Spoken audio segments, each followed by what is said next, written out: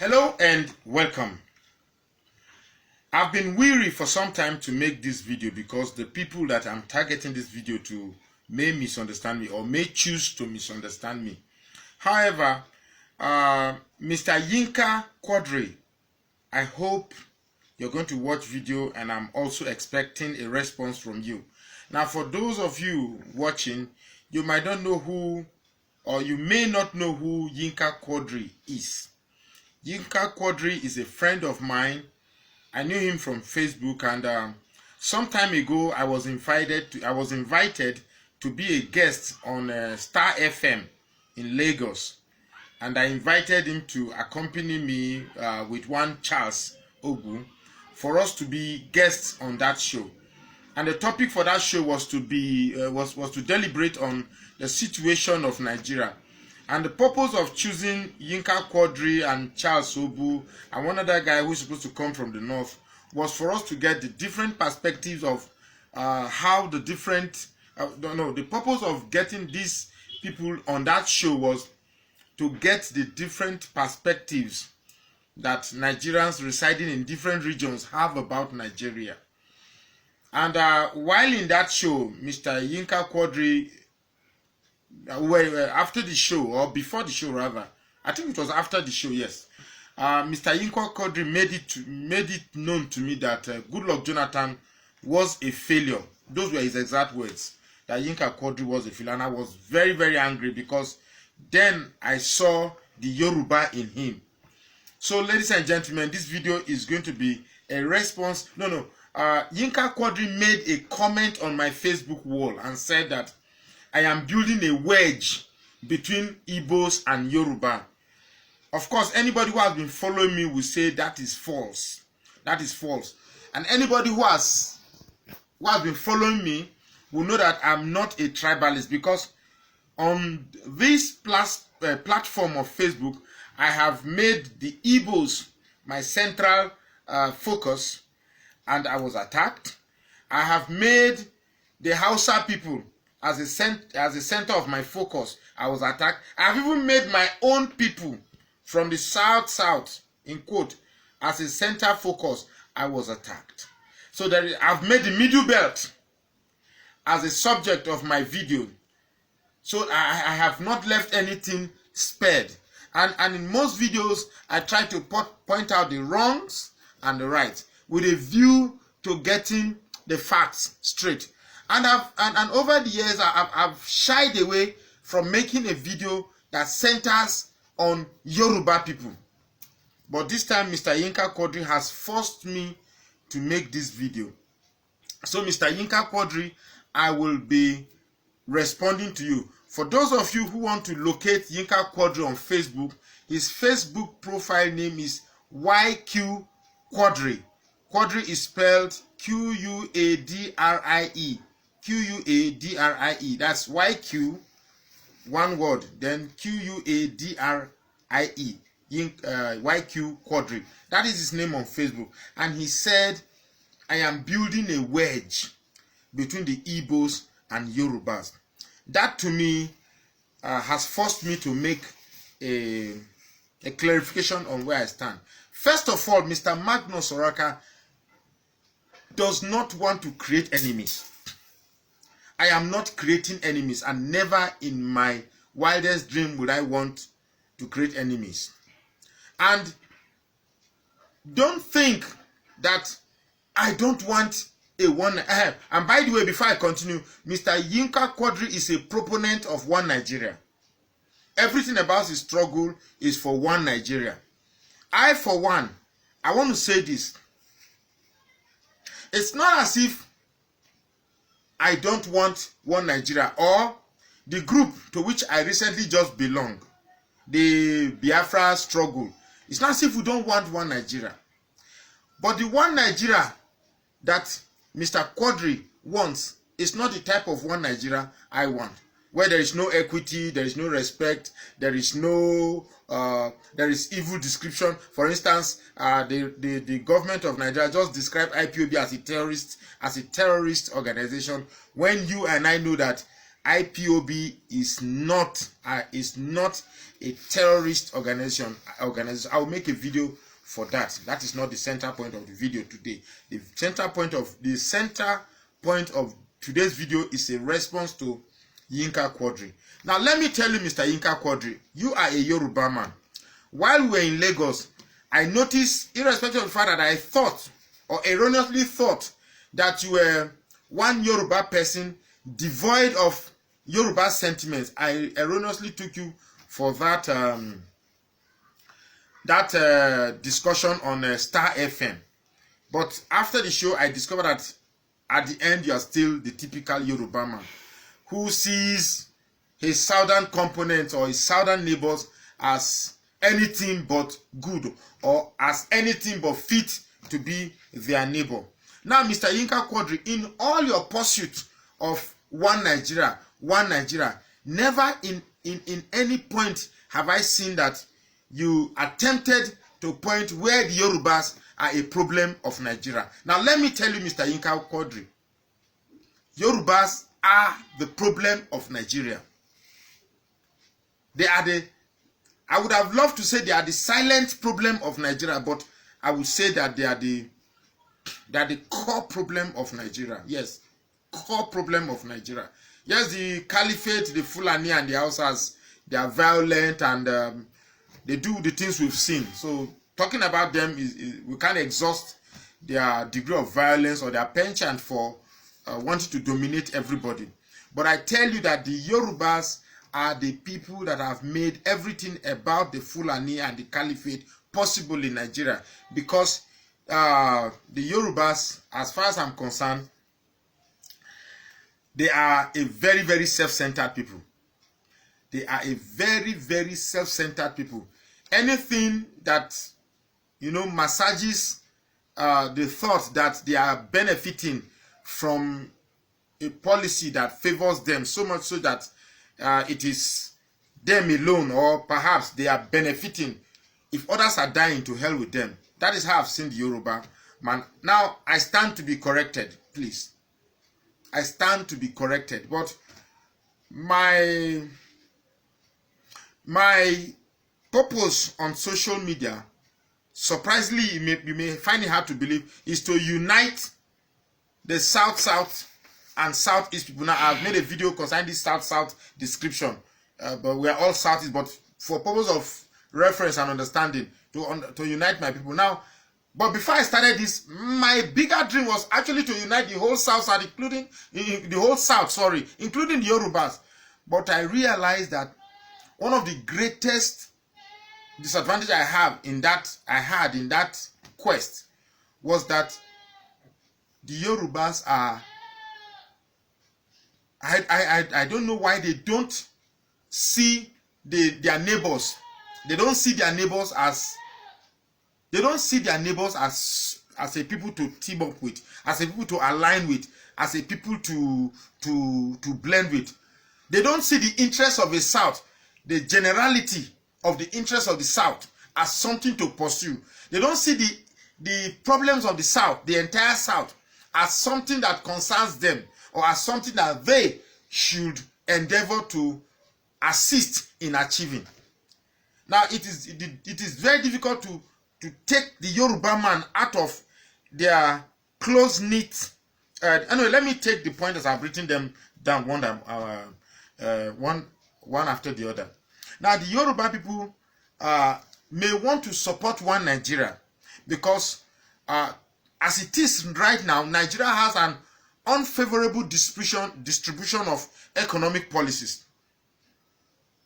Imagine, for the first time in Nigeria, this is the first time a Yoruba man is having 3 portfolios, 3 ministries in his own case, talking about Fashola. It has never happened. I've never heard of it. Now, the Yoruba man, a lot of Yoruba men I've met on social media, and the ones that I've met in real life, would not want to see anything wrong with the current administration just because their son, in the person of Osibanjo, is the vice president.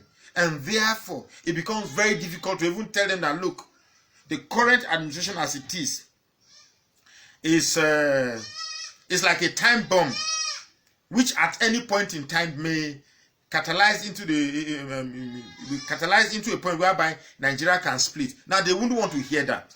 Now our son is the vice president. We have a minister who has 3 portfolios, and then some of the policies in Nigeria made it possible that the only port whereby things can be imported or exported, the only port where things can be imported into Nigeria or exported out of Nigeria is situated in Lagos.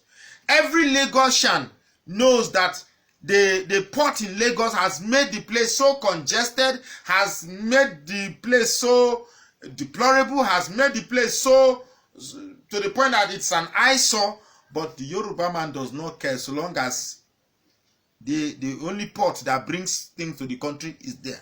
Now Nigeria cannot be one. Surprisingly, most Yoruba man want one Nigeria, one Nigeria, one Nigeria. So if Mr. YQ Quadrie, for instance, you're propagating one Nigeria, what kind of one Nigeria are you propagating? The one Nigeria that says only Yoruba will be benefiting from economic policies of the caliphate? Like I said in several videos, all the caliphate needs to do is to rob Nigeria and then give part of what they have robbed to the Yoruba man, and they get the total allegiance or total support and loyalty of the Yoruba man. Now, I hate it. I hate it. Believe me, I hate it from the depth of my heart that I am reduced to be talking about tribe and to some extent making generalities. And when I do this, I'm afraid some of the very good friends I have will begin to say, so this man, this is who you are. No, this is not who I am. But we have to say these raw facts. If at all we are going to make amendments, if at all we are going to make changes in Nigeria, we have to tell ourselves these raw facts. Now, a typical Yoruba man will support one Nigeria because the economic distribution or the policies that supports the policies that develops or creates economic distribution in Nigeria favors them. Now, it doesn't matter whether it doesn't favor the other part of the country. If it favors them, it is good for all. That is the mind frame of a Yoruba man. Please, I stand to be corrected. I wish a Yoruba man can make another video in response to this video, and I will be willing to learn from it. Perhaps rebuff everything I've made here. Now, the Yorubas are a close-knit people. It's ironical that the people who clinges or preaches the people who preach the idea of one Nigeria hardly are the people who accommodate other people. Most Yoruba people like YQ Quadrie, you say one Nigeria, you are looking for one Nigeria, you want one Nigeria, Nigeria is indivisible, the unity of Nigeria is sacrosanct. But the Yoruba people are hardly accommodating, are hardly open to other people. I'll give you instances. Go to any part of Nigeria that is outside the Yoruba enclave. Look for any business enclave. I can tell you that from the manager to the accountant to the man at the gate, they are all Yorubas. When I was doing my NYC, National Youth Service Corps, you could see in that place a youth service camp that is supposed to be a place where by people of different regions, people of different ethnicities interact with each other. You find Yorubas hardly interacting with other people. You find themselves, close-knitted or gathered in one small circle, doing their things by themselves. People who want one Nigeria should not have a phrase in their parlance as tiwa, that is our own. They don't have that. Now the Yoruba man finds it very difficult to embrace other people in whatever venture that he does. It is reminiscent in our House of Assembly. It is reminiscent in wherever you find most Yoruba people, particularly in their business ventures. Like in Jos, for instance, there is a hotel you call HBC. From the accountant to the gate man, they are all Yorubas. Onibinde stores, everybody there is Yoruba.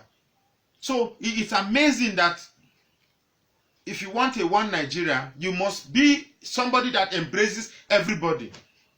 Crest Hotel is owned by an Igbo man, but I can tell you that apart from the manager and the accountant, every other person there is from an indigenous of the place where the business is situated. The Yoruba man does not have the capacity to exhibit that kind of mentality of thinking or operating outside ethnic inclination. So it is ironic that the same people will be telling me about one Nigeria or trying to massage or putting up a false stereotype that they are superior in their reasoning by propagating one Nigeria, when indeed they are the most close-knitted people who do not allow other tribes to fit into whatever they are involved in. And so it's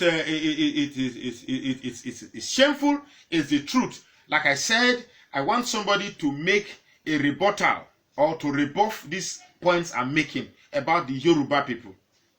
These are people, if today the Yoruba man aligns his interest with the other neighbors they have in the south, the caliphate will not have the power to be doing whatever it is doing to think it is the north is superior or dominant than everybody.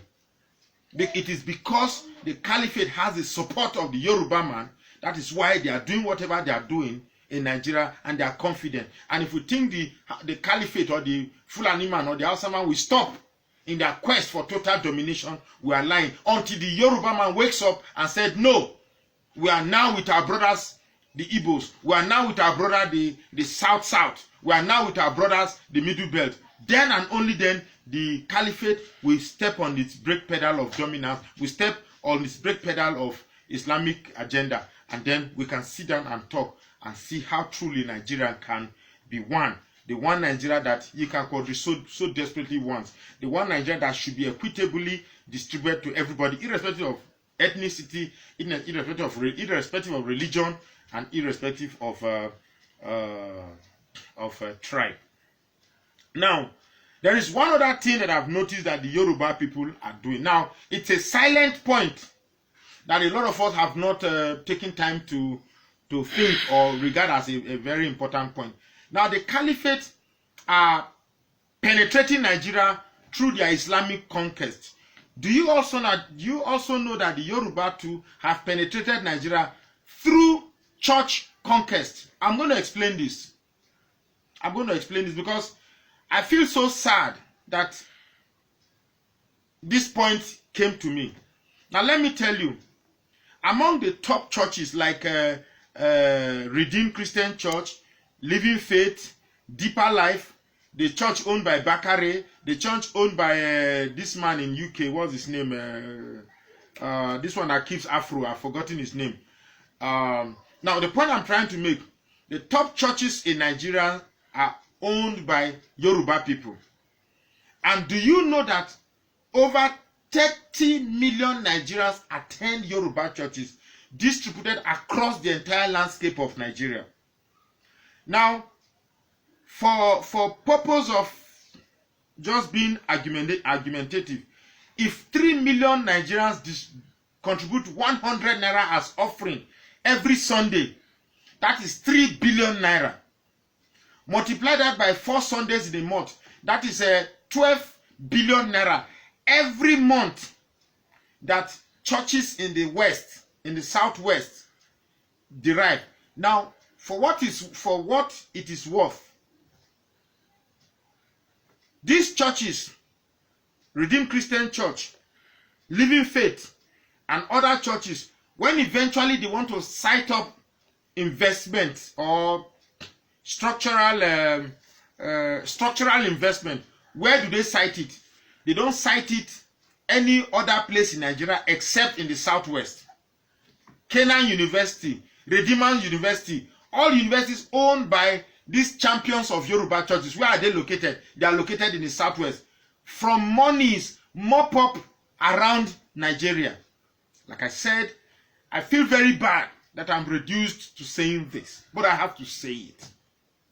I have to say it because Nigeria is a very complex society where we have not matured to that point whereby we should configure our mind that, you know, encompasses or transcends personal interest, ethnic interest, or regional interest. The black man is not even wired for that. So let me even not reduce it to the Yoruba people. But the Yoruba people, as it relates to the scope of Nigeria, this is who they are. And if they are the one championing one Nigeria, then it is very, very funny. A Yoruba man will always see that there's a problem in Nigeria if something is happening to them. For instance, in recent time, you could see the wave of kidnapping, ransom demanding, that it's mostly in the southwest. Now, it's going to be worse than this, my Yoruba brothers. It's going to be worse than this. You have fraternized with the devil for so long and you have to pay. So the earlier you begin to embrace the reality of Nigeria, knowing fully well that your alliance with your neighbors in the south is your only way out of this tsunami, this Islamic tsunami, this caliphate tsunami that is coming to dominate everybody, better for everybody. Now, if you want to cling on the fact that if it is outside Yoruba interest, it is not your interest, then and only then I can only say it's a pity. Now, I made a video on Yoruba churches. Pastors like Kumuyi, pastors like Adeboye, these are pastors I respected so much, but since I got very matured and I see in recent time, it all boils down that after all, being a man of God, after being a man of God, after attaining the summit of reverence, at the end, it's about the Yoruba people, it's about the Southwest, it's about Yoruba interest. Take Kumuyi, for instance. I just don't know. You see, when I say these things, I bleed in my heart that I have to say it, but somebody has to come out and say this thing. Like I said, I've shied away from making a video that centered on the Yoruba, or that centers on the Yoruba people, but then YQ Quadrie, you have forced me to say this. Now, the Yoruba people, from many discussions I've seen, they seem unforgiving. They are not a forgiving type. Some months ago, I think it was last year, in this place where I'm living, a Yoruba man visited my Yoruba neighbor. He's about 70 years old, an elderly man for that matter. And we got discussing politics during the election, months leading to the 2019 election. And this is exactly what he said, and I'm quoting a Yoruba man. This is exactly what he said. He said that it was a mistake that Goodluck Jonathan became president of Nigeria. It was that Goodluck Jonathan is not even fit to hold the excreta of Obasanjo, and that henceforth in Nigeria, no minority will rule Nigeria again. Only Yoruba and Hausa. Please underline, only Yoruba and the North.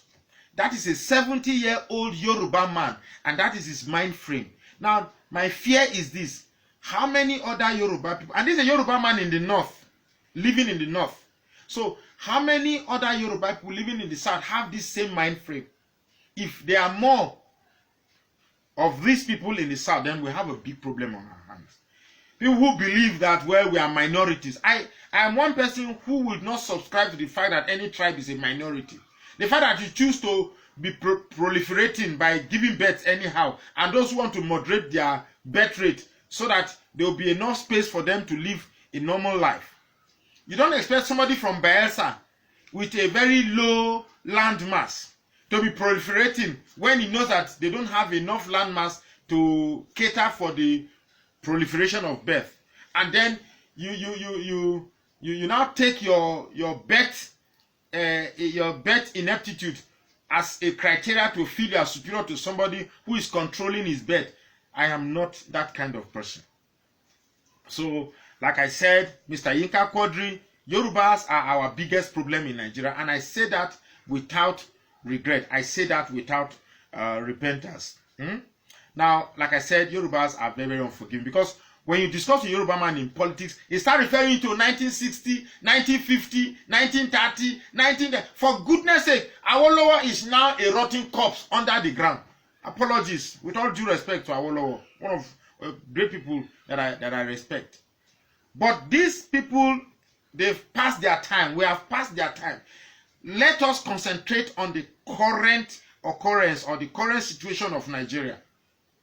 And the situation is that Yorubas and the entire South should find a way to blend their interests. Otherwise, plus the Yoruba man and the Igbo man and every other person will eventually become stooges or slaves in a country. Now let me tell you, there was a video I watched on my YouTube.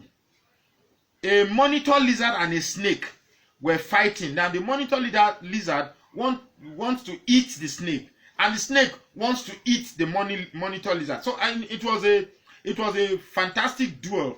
Now a tourist who was driving on that road had to stop her car on the road and was videoing this duel between the monitor lizard and the snake. Every other car had to stop because it was really a fantastic duel between the two lizards.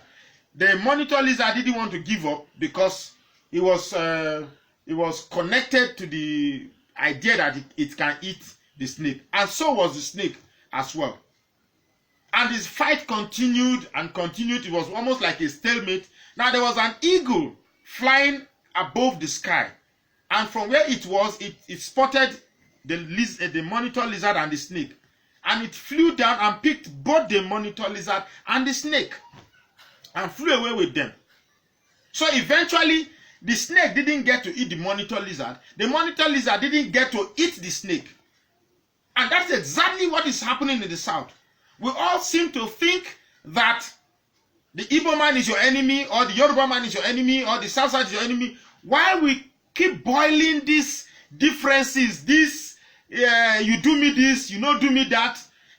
While we keep boiling this feud, the caliphate, who is the eagle in my analogy, are coming to pick both the Yoruba man, the South Side, the Middle Belt, and the Igbo along. So, at what point will our senses return back?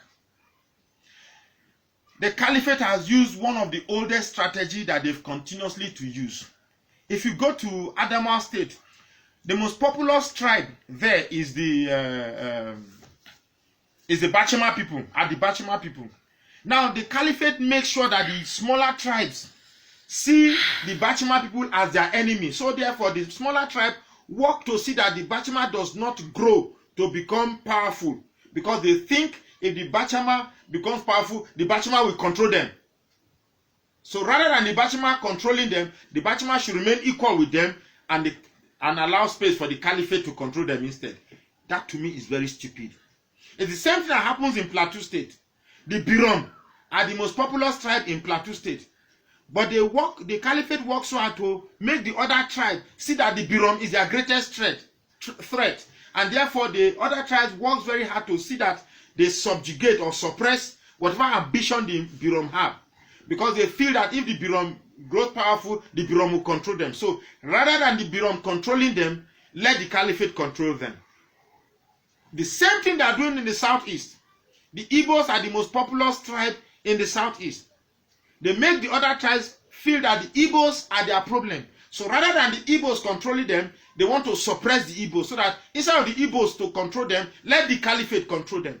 So you see, the caliphate is controlling Adama, the caliphate is controlling Plateau, and the caliphate is controlling the East, because the other tribe feel they rather have the caliphate controlling them than the major tribe within their region controlling them. So to me, it's the greatest stupidity that I believe humans can impose on themselves. Like I said, I feel very weighed down by the level of intelligence that I have. The intelligence is too big. I wish I am as ignorant as people are living in their bliss, because the kind of knowledge I have is not bliss at all. So that is just, and then again, before we go to the last point that I have here, I think I'm almost even touching the last point. You see, the Yoruba man, if you have watched James Hadley Chase, there's a book they call The Paw in the Bottle. That book was written on the culture of the Brazilians, how they catch their monkey. Now the Brazilians, the hunters in Brazil, they rely on the greed and selfishness of the monkey to catch them. What do? They put a cashew nut in a bottle with a tight neck, and they leave the bottle where monkeys are. Now the monkey comes and dips its hand into the bottle, and when it reaches the nut, it clenches its fist. The moment it clenches its fist, the hunters come out and pursue the monkeys and catches them. They hunt and catch them alive. Now all the monkey needs to do is just to leave the cashew nut, and his hand can come out of the bottle and have a good escape. But the monkey will never allow that nut to go. And by clinging on that nut, it makes a fist. And by having a fist, it cannot come out of the bottle. It's the same way the caliphate is using the Yoruba people. The Yoruba man offers you a cashew nut by giving you seaport, by giving you 3 ministerial posts, by giving you vice president. Now it capitalizes on the greed of Yoruba man, that once Yoruba man holds on to the vice president, he won't let go. Take Osibanjo for instance. You're not benefiting as a vice president. You're not making policies. You're not influencing policies, but you will not let go. And because you won't let go, you are putting the entire South under the influence of the caliphate. They give you seaport.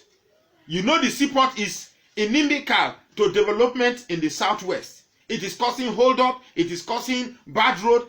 Trailers are falling on smaller cars. Everything there is a total mess. But you won't let go because your greed says that you are the only one that has port, and therefore it should remain that way. So to me, the Yorubas are like the Brazilian monkey with their hands in the bottle, and they won't let go because they are selfish and they are greedy. I'm very sorry. If you are a Yoruba man and you are watching this video, it is not my intention to take a swipe at the entirety of a race. But your complicity and your inimical alliance to the north is affecting my people, who are the generality of the southeastern people, the Igbos, the Urobos, the Shekiris, the Quere, and everybody, every other tribe I forgot to mention. You are affecting us because you have made us, you have reduced the entire people of my region, virtue of your alliance with the caliphate. You have reduced us to second-class citizens in Nigeria. And just because these things are happening, because you have little cashew nuts that are given to you. So I'm begging the Yoruba people that please free the cashew nut in the bottle so that your hand can come out of the agenda of the caliphate, or rather the bottleneck. Your hand can come out of the bottleneck and you are free from the influence of the caliphate. For goodness sake, you have wealth, you have cocoa, you have everything that could make a nation grow. The South have everything that could make a nation grow. The Southeast have everything that could make a nation grow. These people from the core north are leeches, leeching on our wealth. And for what is what, they are using our own wealth to control us, using our own wealth to bribe us, using our own wealth to win our interest.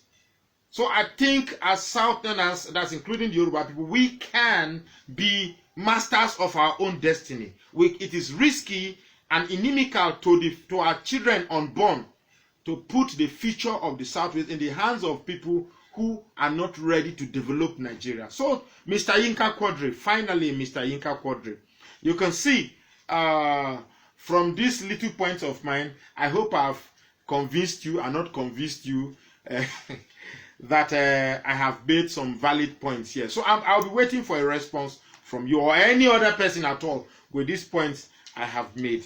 Now, growing up, I've seen the Yoruba people as sociable people, very enlightened people, very nice people. But in recent political occurrences, the Yorubas have shown a very, very behavioral pattern that is difficult to say it is in the affirmative. Now, when you receive phone calls for people who want to try to dupe you, these 419ers on phone that calls you and say that they want to repair your ATM card or your ATM card, they want to fix it. What voice do you hear? They are mostly Yoruba voices. But I don't want to bait in the mud of finger pointing or who tribe is bad, because as Yorubas have this, the Robo have their own, the Igbos have their own, the Hausa have their own. But no tribe should point fingers at the other tribe and think the other tribe is worse. They are good. So with these few points of mine, I hope I've convinced my listeners and not confused them. Thank you very much.